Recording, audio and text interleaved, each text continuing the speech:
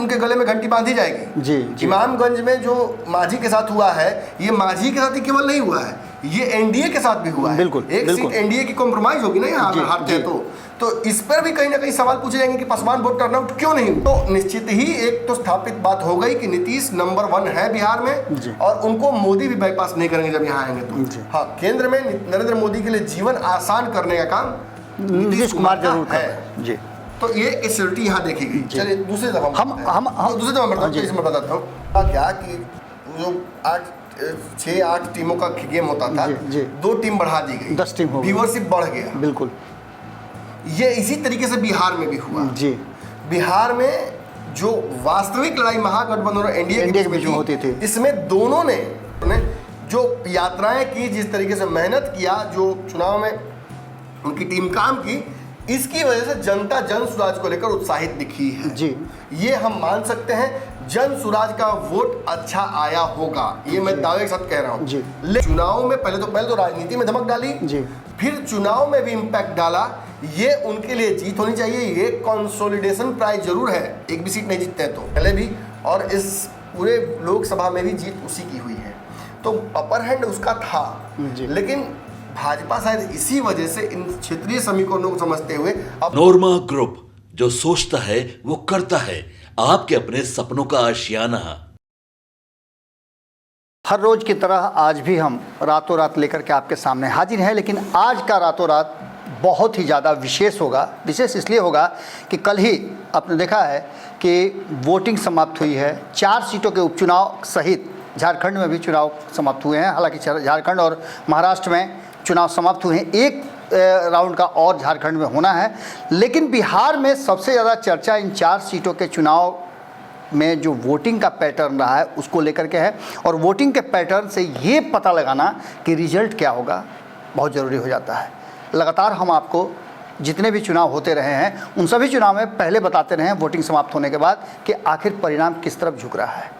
अक्सर हम सफल रहे हैं, आज भी हम ऐसा ही लेकर के बैठे हैं कि जब वोटिंग समाप्त हो गई उसके बाद जो आम जनता है जिन्होंने वोटिंग किया है उनका मूड क्या था, मिजाज क्या था और उनका रुझान किधर था।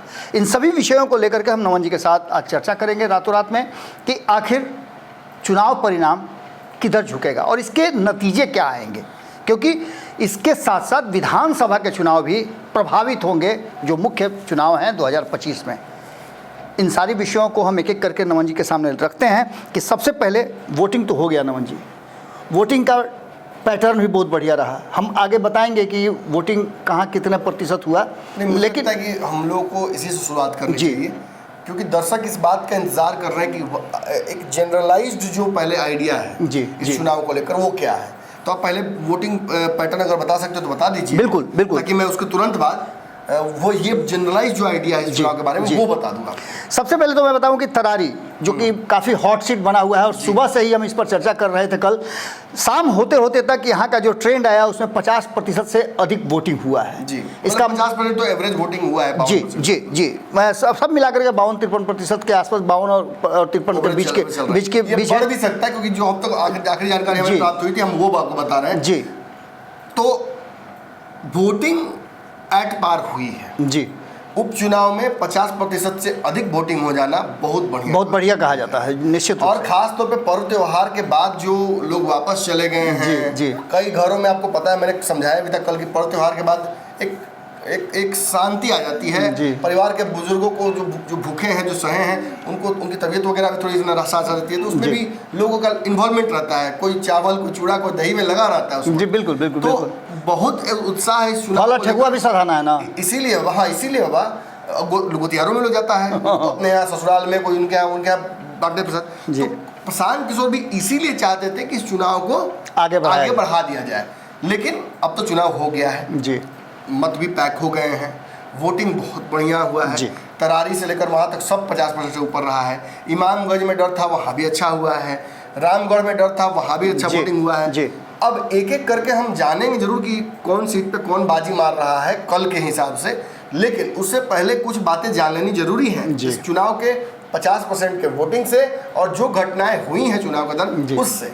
सबसे पहली बात, नरेंद्र मोदी ने फिर छक्का मार दिया जी। नरेंद्र मोदी चुनाव प्रचार में कितना एक्टिव थे वो सबने देखा।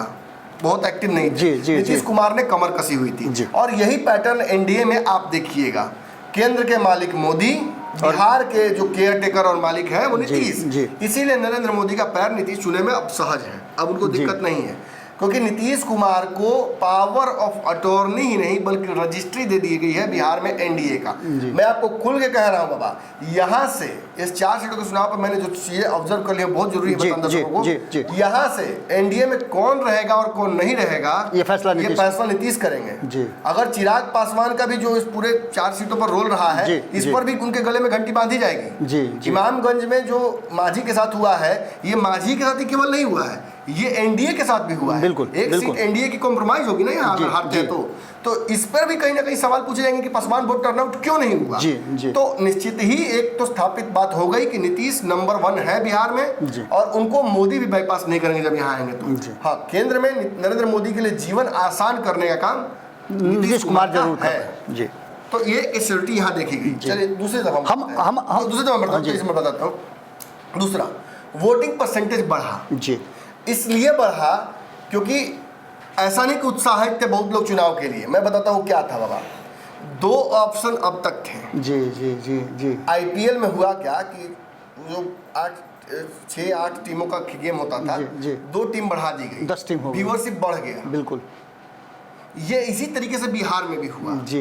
बिहार में जो वास्तविक लड़ाई महागठबंधन और एनडीए के बीच में होती थी, इसमें दोनों ने, मैंने कहा कल शब्द प्रयोग किया था, क्रिमिनोलॉजी कर दिया चुनाव का। क्रिमिनोलॉजी, कोई बाहुबली ला रहा है, किसी पर 10 गो केस है, कोई पुराना बाहुबली को ले आ रहा है, कोई जेल में से चुनाव लड़ रहा है, यही परिस्थितियां रहती हैं। लेकिन प्रशांत किशोर ने भले ही कमजोर प्रत्याशी चुन लिया, लेकिन क्रिमिनोलॉजी वाले सेंस में वो आगे नहीं बढ़ा। कुछ लोगों पर केसेस हैं, लेकिन वो उस तरह के केसेस नहीं जैसा कुछ लोगों पर हैं इधर से। तो प्रशांत किशोर ने जो यात्राएं की, जिस तरीके से मेहनत किया, जो चुनाव में उनकी टीम काम की, इसकी वजह से जनता जन सुराज को लेकर उत्साहित दिखी है। ये हम मान सकते हैं, जन सुराज का वोट अच्छा आया होगा, ये मैं दावे के साथ कह रहा हूँ। लेकिन इसका मतलब ये नहीं कि मैं ये कह दूं कि 4 सीट जन सुराज जीत रही है। जन सुराज कहाँ जीतेगी ये भी बताने की हम कोशिश करेंगे, कहाँ बिल्कुल ही लाइन में नहीं है ये बताने की कोशिश करेंगे, कौन कहाँ से जीत रहा है ये भी बताने की कोशिश करेंगे। लेकिन प्रशांत किशोर ने बिहार के चुनाव में पहले तो राजनीति में धमक डाली, फिर चुनाव में भी इम्पैक्ट डाला। ये उनके लिए जीत होनी चाहिए। ये कंसोलिडेशन प्राइज जरूर है, एक भी सीट नहीं जीतते हैं तो, लेकिन ये कंसोलिडेशन प्राइज बहुत बढ़िया है। और हार जीत से अलग, इसके बाद मायूस नहीं होना है। इसके बाद आपके पास 243 सीटों पर लड़ने के लिए ताकत आपको 4 5 चाहिए होगी। बिल्कुल। और उसके लिए थोड़ा सा ये रिजल्ट जो है इसे भूलना भी होगा। इस रिजल्ट के बजाय आपको इसमें मेहनत जो आपने किया और जो आपने जीवन कठिन किया एनडीए और महागठबंधन के लिए, तेजस्वी और नीतीश के लिए, इस पर फोकस आपको करना चाहिए। बिल्कुल। सबसे बड़ी बात है कि प्रशांत किशोर की बात आप कर रहे थे। प्रशांत किशोर में एक बात मैं और ऐड करना चाहूँगा कि प्रशांत किशोर ने इस पूरे चुनाव में एक काम जो किया है वो था स्पष्टवादिता का। उन्होंने किसी भी क्षेत्र में चुनाव प्रचार के दौरान कुछ भी कहने से, कुछ भी बोलने से हिचक नहीं दिखाई। बिल्कुल, बहुत स्पष्ट वो रहे। तो निश्चित रूप से वो वोटर जो ये वोटिंग प्रतिशत हम देख रहे हैं, वो वोटर जो एकदम मैंने सोच रहे थे कि वोट हमको नहीं करना है, करने से क्या फ़ायदा है, वैसे वोटरों को उन्होंने ऊपर लाया है, वोटिंग दिलवाया है। और ये कह के दिलवाया है कि वोट आप उसके लिए नहीं दे रहे हैं जो कैंडिडेट है, आप वोट अपने लिए दे रहे हैं।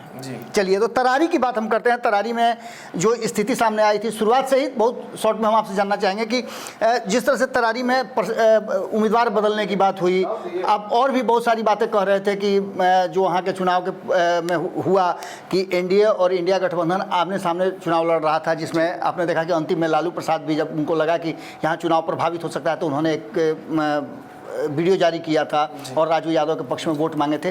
क्या लगता है कि वोटिंग तो समाप्त हो गई, वोटिंग प्रतिशत भी बढ़ा है, परिणाम कहाँ जाएगा? तरारी में बहुत कांटे की लड़ाई लास्ट में हो गई। मुझे लगता था कि एक बड़ा परिवार है, पॉलिटिकल बाहुबली का टैग लगता है, 2 भाई हैं सुनील और फिर हुलास, तो मुझे लगा कि बड़ा आसान होगा उनके लिए चुनाव।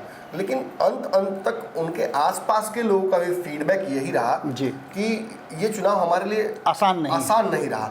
हमारा कोर वोट बैंक तो कोई नहीं ले रहा है। जो 75,000, 70,000, 80,000 वोट लेते आए हैं अब तक सुनील पांडे, वो वोट तो कहीं जा नहीं रहा जी। समस्या हो रही है भाजपा के लोगों को ये समझाने में कि अब मैं भाजपा में हो चुका हूँ जी। ये इसीलिए शायद सुनील पांडे को भाजपा की टिकट नहीं मिला, उनके पुत्र को मिला कि वो एक टैग उन पर न लगे जी। लेकिन फिर भी सभाएं बहुत हुई, नीतीश कुमार खुलकर खेले, चिराग पासवान खुलकर खेले, जैसा मैंने कहा था चिराग मुझे लगा था कि जाएंगे जरूर, बाकी लोग भी खुलकर खेले, लेकिन माले ने अपने गढ़ को बचाने में कोई कसर नहीं छोड़ी। जी जी। माले इस सीट पर जीता हुआ भी है, जी। मतलब इस पहले भी, और इस पूरे लोकसभा में भी जीत उसी की हुई है, तो अपर हैंड उसका था। जी। लेकिन भाजपा शायद इसी वजह से इन क्षेत्रीय समीकरणों को समझते हुए अपने प्रत्याशी को बिठाकर एक बोरो खिलाड़ी लेकर आती है जी। और उसके बावजूद लगता है कि लड़ाई एक तरफा हो जाएगा भाजपा की तरफ, जी। वो नहीं होता है अंत तक आते हुए। जी। और अंत में पूरी तरीके से ये चुनाव डिपेंडेंट हो गया है कि क्या हुलास पांडे, सुनील पांडे को भाजपा के वोटर्स ने वोट किया है। देखिए अंदर अंदर कुछ लोगों ने विरोध भी किया है जी। भाजपा के कुछ लोग बहुत खुश नहीं थे, उन्हें लगता था कि किसी कार्यकर्ता को टिकट मिलना चाहिए, ना कि इस तरीके से। लेकिन ये चुनाव 1 साल का है। जी, जी, इस जी। चुनाव में ना तो सरकार बननी है ना सरकार गिरनी है, इसलिए इस चुनाव को भाजपा के लोगों ने समझाने की कोशिश की, क्षेत्रीय जो लोग विरोध कर रहे थे, और अंत तक कुछ लोग साथ हो गए। अब पूरी तरीके से मैं ये दावा कर रहा हूँ कि अगर ये वोट जी भाजपा का, मैं जदयू का भी नहीं कह रहा हूँ, जी, चिराग जी। पासवान का भी नहीं कह रहा हूँ, अगर केवल यह जदयू का वोट, भाजपा का वोट ट्रांसफर हो गया है तो अपर हैंड यहाँ भाजपा परिवार का है। परिवार का है। अगर ऐसा नहीं है तो राजू यादव ने बाजी मार ली है। यानी कि आप कहना यही चाहते हैं कि Situational है। लड़ाई वाला वोट तो दोनों के पास है, लड़ाई में दोनों है, लेकिन जो जीत हार का फैसला करेगा वो वोट करेगा या तो बीजेपी का इधर के लिए करेगा, और नहीं तो बाकी का लोगों का इधर का करेगा। वोटरों को तरारी में मैसेज मिल गया। जी जी। तो जितने भी वोटर है चिराग पासवान के वोट कर रहे हैं। जदयू ने भी अपने संगठन में ये मैसेज दे दिया है, क्योंकि जदयू का देखिए वोटर राजद की तरफ तो जाएगा नहीं अब, क्योंकि नीतीश इस तरफ है जी। तो सिस्टमैटिक वोट है, जिसकी बात मैं बार बार कर रहा हूँ, तो वो तो ट्रांसफर करने की ताकत जदयू ने रखी, वो पिछले चुनाव में भी जदयू ने दिखाया है। जब चिराग पासवान जो कि नीतीश का विरोध करते हैं और बड़े बड़े विश्लेषक ये दावा कर रहे थे मेरे अलावा कि चिराग पासवान को जदयू के एक वोट नहीं मिलेगा, उल्टा नेगेटिव हो जाएगा, और पूरा वोट जदयू का ट्रांसफर हुआ है। मतलब नीतीश कुमार अगर चाह दें तो अपने वोट को किसी को दिलाने की ताकत रखते हैं। ये 15 में भी साबित किया, 20 में भी साबित किया, उससे पहले भी साबित करते रहे। नीतीश के गठबंधन के खिलाफ रहा, उसने वो निस्तो नाबूद हो गया जी। ये देखा आपने। तो यहाँ तरारी में नीतीश कुमार का भी वोट मिल रहा है। अंततः घुमा के फिर मैं कहूंगा कहाँ फंस रहा है, भाजपा का जो वोट जो है, उसको लगता है कि हमारा हक छीन लिया गया, वही अगर खिलाफ किया है तो बाबा यही है कि रात तक तो हमें यही खबर मिली कल कि वोटर्स टर्नआउट किए हैं। जो राजू यादव के समर्थक हैं वो एग्रेसिव भी हुए, नाराज भी हुए, और कुछ हाथापाई की खबरें भी आई थी जिसे प्रशासन ने इनकार किया, लेकिन खबरें तो आई और लड़ाई कांटे की हो गई। जब बात खून खराबा पे आ गया तो लड़ाई कांटे की हो गई है। लेकिन फिर भी मेरे हिसाब से लगता है कि शायद भाजपा के उन वोटर्स को समझाने में, भाजपा के वोटरों की एक समस्या भी तो है ना, यहाँ नहीं देख के ऊपर देख रहे होते हैं, इसलिए नरेंद्र मोदी इसलिए मोदी जी आ गए कल ही पूरा। तो मुझे लगता है कि शायद पांडे परिवार यहाँ से निकल जाएगा। जी। तो एक दूसरी सीट है जहाँ सीधी लड़ाई रामगढ़ की है, यहाँ भी भारतीय जनता पार्टी वर्सेस राष्ट्रीय जनता दल है, और यहाँ भी प्रशांत किशोर बसपा सब मिलकर के एक त्रिकोणीय पैदा कर रहे हैं। यहाँ भी वोटिंग का जो ट्रेंड है, जो वोटर टर्नआउट हुए हैं, यहाँ भी वोटर की संख्या बढ़ी है, पिछले चुनाव के अपेक्षा अच्छा वोट हुआ है, अधिक वोट हुआ है। इसका मतलब क्या है कि क्या यहाँ भी प्रशांत किशोर फैक्टर है? राजद की जीत तरारी के राजपूतों पर टिकी हुई है जी। राजपूत का वोट अगर एक तरफा हो गया जी तो बाबा खेला हो गया, तब मुश्किल है किसी के लिए रामगढ़ के लिए। जी। पहले से देखिए बाकी चीजें तो उनके पक्ष में है ना, यहाँ के सांसद उन्हीं के हैं, यहाँ का जो परिवार जीता हुआ है वो उन्हीं का है, जो सांसद जो विधायक जीता था वो उसी परिवार का सांसद है, तो सिस्टम तो सारा आपके पास है।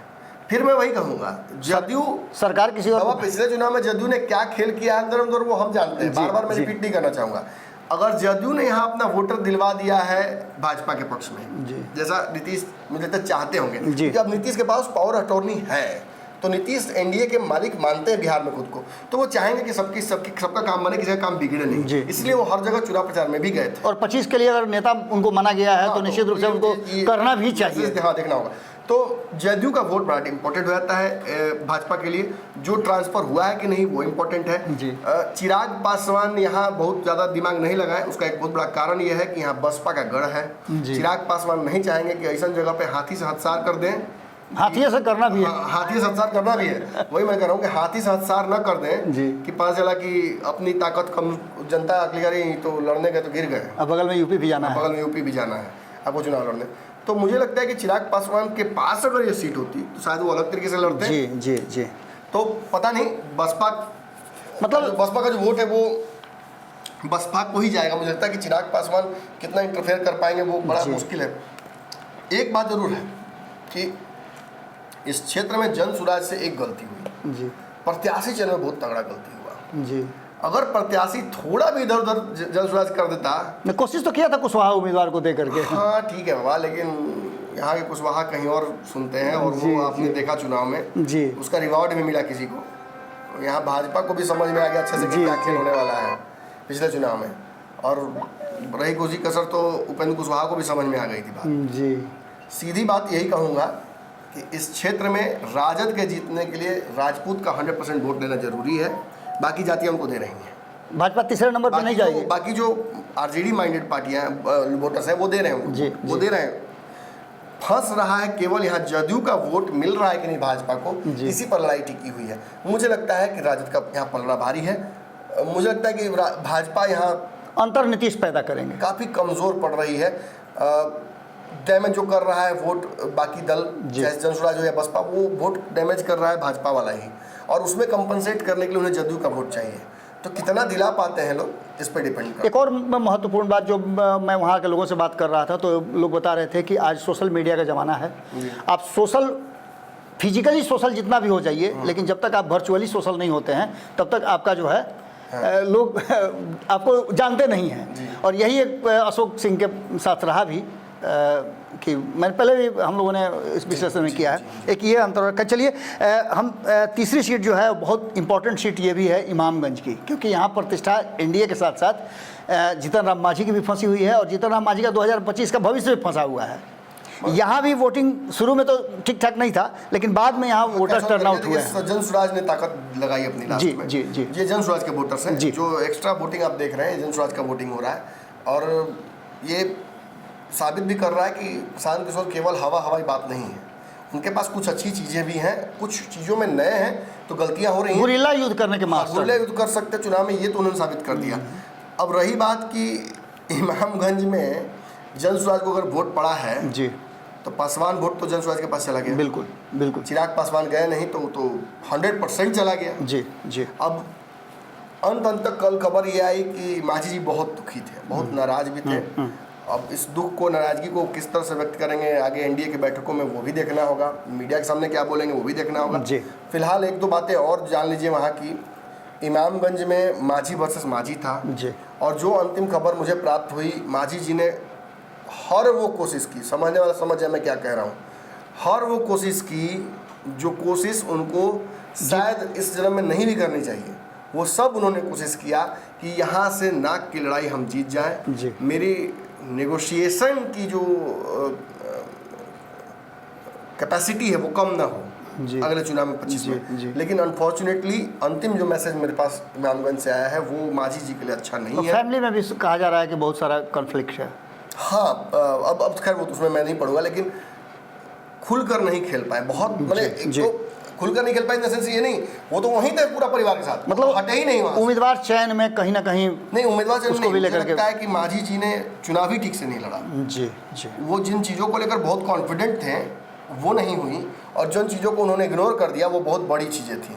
उन्हें जिस वक्त देखा उन्होंने कि मांझी जी मतलब मौसम वैज्ञानिक, वो भी मौसम वैज्ञानिक मिली जी जी। जैसे ही उन्होंने देखा कि पासवान प्रत्याशी आ गया है यहाँ पर, उन्हें चिराग पासवान को किसी भी हालत में पकड़कर लाना ही चाहिए जी था। जी। अब ये आप कह सकते हैं मैं मांझी जी होता तो मैं ही दुख समझता, कैसे बुलाएं, अब धर के ले आए किडनैप करके हेलीकॉप्टर में, क्या करें। अब जो होना था वो हो गया। ये चुनाव मांझी जी के लिए अच्छा चुनाव नहीं था, जिसके बावजूद अगर जीत गए तो ये चिराग पासवान के लिए एक झटका होगा। बिल्कुल बिल्कुल। ये चिराग पासवान का फिर ये ये एनालिसिस फिर होगी कि चिराग पासवान कुछ नहीं चाहते थे लेकिन फिर भी मांझी जीत गए। मांझी जीत तो ये एक अलग ही भी बात क्रिएट करेगा। फिर मांझी जी इतने चालाक है कि वो कहेंगे कि चिराग पासवान इतना सीट चाहिए। नहीं, चिराग पासवान दलित के नेता कैसे? हम चिराग पासवान इतना सीट चाहिए, दलित के नेता कोई बन जाए उससे चिराग को फर्क नहीं पड़ता, तो जनता भीड़ हम जुटाएंगे। लेकिन अगर कोई कहा दे कि हमको चिराग पासवान इतना सीट चाहिए तो फिर चिराग पासवान को इससे दिक्कत होगा, दिक्कत होगी। तो यहाँ तो बाबा राजद बहुत आगे है जी।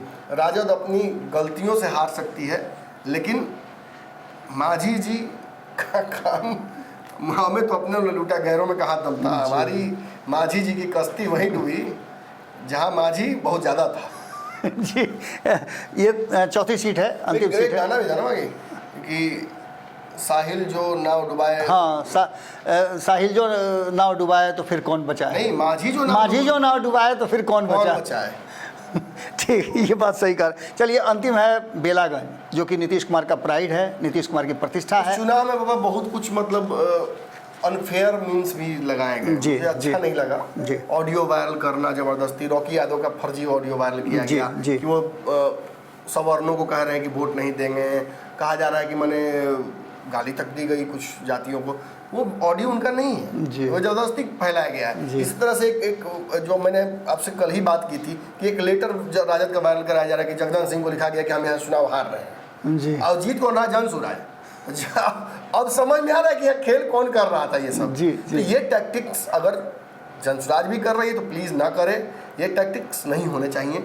चुनाव के तरीके से ही लड़ना जाना चाहिए, अनफेयर नहीं होना चाहिए। एक हुआ था बहुत पहले चुनाव की,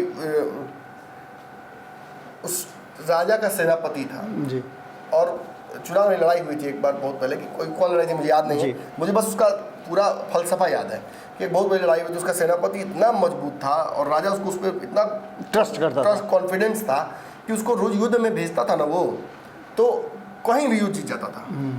राजा एक भी सैनिक बच जाए उस सेनापति के साथ, राजा युद्ध मतलब अपना, राजा को जाने की जरूरत नहीं, हार नहीं मानता था सामने वाला राजा से। किसी ने गलती से, किसी ने रणनीति के तहत ये राजा तक युद्ध के बीच में खबर पहुंचाई कि सेनापति मरा गया। आपको पता है कि राजा वहां जीत चुका था, सेनापति वहां जिता रहा था, और इस गलत खबर की वजह से राजा जाकर और खुद ही वहां पे सरेंडर कर देता है, सरेंडर कर देता है कि जाइए आप जीत गए हम। और ये क्यों होता है? ये अनफेयर मीन्स होता है। ये लड़ाई के नियमों के खिलाफ है, और लोकतंत्र में पता नहीं क्या चुनाव आयोग करता है। चुनाव आयोग को ये चीज़ें बहुत गंभीरता से लेनी चाहिए। अगर ऐसे अफवाह उड़ा कर लोग चुनाव जीत जाएंगे और चुनाव इन्फ्लुएंस कर देंगे जी, तब तो हम बहुत खतरनाक दौर की तरफ बढ़ रहे हैं, क्योंकि अब तो AI आएगा। अब तो प्रत्याशियों का सीधा चेहरा रहेगा और वही बोलेंगे कि हम हार रहे हैं, हमको हरवा दीजिए, मेरे खिलाफ वोट दीजिए, हमको लालू ने धोखा दे दिया, हमको नीतीश ने धोखा दे दिया। तो ये तो बहुत ख़राब समय के लिए तरफ हम गुजर रहे हैं, तो ये नहीं होना चाहिए। रही बात बेलागंज की, तो बेलागंज में मनोरमा देवी का चयन जदयू के लिए अब तक हितकारी है जी, लेकिन सबसे बड़ी समस्या यही है कि यादव वोटर्स में बड़ा पेच फंस गया है। यादव वोटर्स अखमुदवा वोटिंग कर रहे हैं इस बार। तेजस्वी ने ताकत तो दिखा दी है इस बार, तेजस्वी का जो एक रणनीति भी था वो भी बड़ा सफल रहा है जी। तो मुझे तो लगता है बाबा यही कि इस जगह पर मनोरमा देवी को अगर दुख होगा या रॉकी यादव को दुख होगा जी, तो वो केवल अपनी जाति की वजह से होगा, और कोई उनका दुश्मन नहीं है। बाकी तो राजद वोट काट ही रही है, बाकी तो जनसुराज वोट काट ही रही है। जनसुराज जितना कोशिश कर सकती थी मदद इनका उतना कर दी। ये भी कह के जनसुराज ने ये कह दिया जब कि भाई किसी वजह नीतीश कुमार जिताइए, तो लोग वहाँ से देखे यार अच्छा तू ही तेज रुका तो बतावी थी। और एगो मैंने काफ़ी उम्र के उम्मीदवार थे जो जिन पर कहा सट्टा लग रहा था कि वो तो चुनाव प्रचार में ही नहीं जाएंगे, तो वहाँ भी कोशिश किया कि एक मजबूत उम्मीदवार दे करके और वोट काटा जाए। जो प्रत्याशी दिया गया है ना बाबा, वो प्रत्याशी वोट लेगा और राजद का वोट लेगा। बिल्कुल बचा कुचा कसर ओसामा के सभा में हो गया। ओसामा की कोई गलती नहीं है जी, मैं स्पष्ट कर रहा हूँ, बार मैं कह रहा हूँ। रक्षा में हत्या वाली बात, रक्षा में हत्या, वो गए अच्छा करने और यहाँ उल्टा हो गया। और वो भी बेचारा शौक है, वो बच्चा, मैंने ओसामा थोड़ी है, मैंने सीजन पॉलिटिशियन है, वो बच्चा है बिहार का राजनीति, अभी तो स्टार्ट ही हुआ है। पिता के साथ राजनीति की होती तो एक अलग ही दौर होता है, शहाबुद्दीन का भी तेजस्वी जैसा एक अवतार होता, लेकिन फिर भी और बार देखिए भ्रूण हत्या करने की कोशिश की जाती है। मैं देखता हूँ ओसामा को, मैं सोचता हूँ कि मतलब कितना लोग उनके ऊपर पड़ा रहता है कि किसी तरह से राजनीति समाप्त कर दें, क्योंकि उनके समाप्त होते राजनीति ना उस बाकी लोग गढ़ में एक वर्चस्व किसी और का उठेगा। जी जी जी एक मुसलमानों का बड़ा नेता, एक मैसेज, एक परिवार जो यहाँ से सीमांचल तक असर डाल सकता है, वो अगर समाप्त हो जाए तो सबको फायदा होगा। बिल्कुल। लेकिन तेजस्वी ने उनको साथ लेकर अच्छा काम किया, बहुत ये अच्छी बात है। पुराने लोगों को साथ लेना अभी भले फायदा ना हो 2025 में इसके फायदा। और जैसे ही बेचारे बोलते हैं वो लग रहा था कि 100% प्लांटेड चीज़ है, लेकिन फिर भी मैं कहता हूँ कि जो अगर समर्थक थे वहाँ उनके, तो इस तरीके से किसी के कहने की वजह से, और उसने गाली थोड़ी दी थी जी, उसने कहा था कि सिर्फ हम नहीं माफ़ करेंगे, नहीं माफ़ करेंगे। तो जनता के हाथ में तो अधिकार है जी। लेकिन कुछ स्क्रिप्टेड लगता है, प्लांटेड लगता है जैसे कि वो पहले से सेट था। जैसे ही ये बोलेंगे ये विवाद क्रिएट की जाएगा। चुनाव जीतने के लिए कुछ अनफेयर टैक्टिक्स इस बार लगाए गए हैं। आई डोंट थिंक कि ये अच्छा है, लेकिन लगाया गया। अब जनता मालिक है, जनता समझे। मुझे लगता है कि बेलागंज में सब ने प्रयास किया, सब ने मेहनत की, और रिजल्ट तो इनके फेवर में ही आना चाहिए, मनोरमा देवी की। जी। लेकिन जनता ने किसे नहीं, लेकिन अपना जतिया जी, अपना जतिया दिया तब तो ठीक, और न तो भैया अगर ललटेन को दिया है तब तो भगवान मालिक है। ओवरऑल अब अंतिम मेरा प्रश्न होगा कि चारों सीटों पे अब तक जो है सीटिंग सीट जो है 3 सीट इंडिया गठबंधन के पास, 1 सीट एनडीए गठबंधन के पास, क्या लगता है परिणाम बदलेंगे? हाँ, बदलेगा। परिणाम बदलेंगे। एनडीए को लॉस हो रहा है, एनडीए को लॉस हो रहा है, सीटिंग सीट जा रही है, सीटिंग सीट जा रही है, लेकिन बाकी का ये तो लॉस कहलाएगा ना। जी। मतलब अब बाकी अब जीत जाइए जितना जी। एक तो लॉस आपका सीटिंग सीट मुझे लग रहा है कि हो रहा जी है। जी मुझे लगता है कि रामगढ़ में बहुत संभावनाएं नहीं है। जी। जो पॉपुलर रिटोरिक चल रहा है, मुझे लगता है कि वो बहुत सफल नहीं है। जी। मुझे लगता है कि एनडीए रामगढ़ अगर जीत जाती है तो ये मेरे लिए सरप्राइजिंग होगा। मैं दावा नहीं कर रहा हूँ, ये उपचुनाव में कोई रिस्क नहीं लेता भाई मेरे से पत्रकार। जी जी जी जी। मैं अगर जीत जाती है तो मुझे झटका लगेगा यार, ये क्या जो हमारे पास इनपुट है उसके आधार पर हम बता रहे हैं। अब बेलागंज रहा तो बेलागंज में मुझे लगता है कि जदयू बहुत कुछ, बेलागंज और तरारी जदयू में बहुत कुछ इन्वेस्ट कर दिया। जी, मैंने पूरी टीम वहाँ तीर मार दिया है। अब अगर इसके बाद भी हारती है तो प्रत्याशी में ही कमी हो सकती है, नीतीश और उनके मेहनतों में कमी नहीं थी। और रही बात तरारी की, तो तरारी में भी वही मैं कहूँगा कि जो अंतिम समय में मैनेजमेंट था वो कैसा था उस पर सब कुछ डिपेंड करता है। निश्चित ही पांडे परिवार की ओर ये चुनाव है। मतलब चुनाव प्रचार समाप्त होने के बाद जो 48 घंटे का समय है वो समय कैसे बीता, इस पर बहुत कुछ निर्भर करता है। ओवरऑल एनडीए को 1 सीट का नुकसान हो रहा है जी, तो फायदा भी कई सीटों पर हो रहा है, और राजद को, महागठबंधन को ज़्यादा नुकसान हो रहा है। और उसका कारण और कोई नहीं, जो डर था वही जनसुराज ने ही बिगाड़ा। और तेजस्वी यादव को जनसुराज के आने के बाद ओवर टाइम मेहनत करना पड़ेगा, और वो कर रहे हैं, वो दिखाए चुनाव में। तो ये जारी रखना पड़ेगा। अब बीच में अगर विदेश चल जाएंगे या अगर इधर उधर करेंगे तो फिर गड़बड़ा जाएगा। हालांकि प्रयास तो किया ना तेजस्वी यादव ने, आपने देखा कि अंतिम समय में लेकर के आए मुकेश सहनी को, उनका भी तो वोट बैंक था, उसको पाटने का कोशिश उन्होंने किया। चलिए बहुत बहुत धन्यवाद नमन जी। रातों रात में हमने जो वर्तमान परिस्थिति है बिहार की राजनीति की और जो वोटिंग हुए हैं उसके आधार पर आने वाले समय में क्या कुछ होगा, हालांकि इससे सरकार के बनने बिगड़ने पर कोई असर नहीं पड़ना है, लेकिन 2025 के चुनाव के लिए इस पर बहुत असर पड़ेंगे। परिणाम 23 तारीख को आएंगे, उससे पहले हम आपको निश्चित रूप से ये बताने में सक्षम हो जाएंगे कि क्या कुछ हो रहा है, क्योंकि अभी और बहुत सारा इनपुट आना बाकी है। जुड़े रहिएगा भारत लाइव के साथ। बहुत बहुत धन्यवाद। नमस्कार। आपके सपनों को हमने सजाया है, ई होम्स पैनोरामा को हमने बनाया है। ई होम्स मेरा एक सपना था जिस पे मैं पिछले 4 साल से काम कर रहा था। हमने जो बनाया है वो सबने है माना। ई होम्स पैनोरामा में हो आपका भी आशियाना।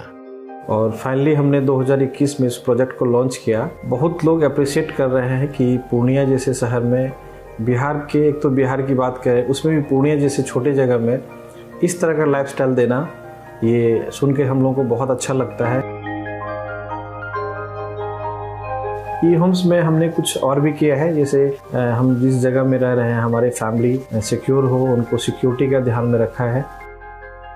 आपकी सुविधा और सुरक्षा आपके लिए खास है, ये आपका विश्वास है। इसमें आर्टिफिशियल इंटेलिजेंस का 7 लेयर सिक्योरिटी का हमने इस्तेमाल किया है। लस ग्रीन कैंपस को बनाया है, यदि हमारा बाउंड्री वाल है तो वो वर्टिकल गार्डन है। ये जितनी भी फैसिलिटी होता है एक इंटरनेशनल टाउनशिप में ई होम्स है, ये हम लोग विश्वास नहीं कर पा रहे हैं। जो भी हमारे मित्र दोस्त या जो भी हमारे बाहर के बायर आते हैं तो हम लोगों को बहुत अच्छा सुनने को मिलता है और बहुत अच्छा क्रेडिट मिल रहा है। वो सारा हमने सिर्फ एक बिल्डिंग नहीं बनाया, हमने एक बहुत अच्छा लाइफस्टाइल दिया ई होम्स में, और मेरा एक सपना था जिसको मैं आज फुलफिल होते हुए देख पा रहा हूँ। ये आपका आवास है। ई होम्स पैनोरामा में अब आपका निवास है। E Homes Panorama, luxurious lifestyle redefined. Panorama Group, जो सोचता है वो करता है। अगर ये वीडियो पसंद आई और वह बिहार के राजनीति और बिहारियत से सरोकार रखेनी तो सब्सक्राइब बटन दबा के चैनल के सब्सक्राइब कर ली। ओजे एगो घंटी बा, ओकरा बटन दबा देला से कुल सटीक और मारक खबर रुआ मुफ्त में मिल जाई। अगर रुआ पत्रकारिता के हमनी के नया प्रयोग में सहयोग कर चाहतानी तो ज्वाइन बटन दबा दी। पेटीएम नंबर नोट कर ली 9386816700। धन्यवाद।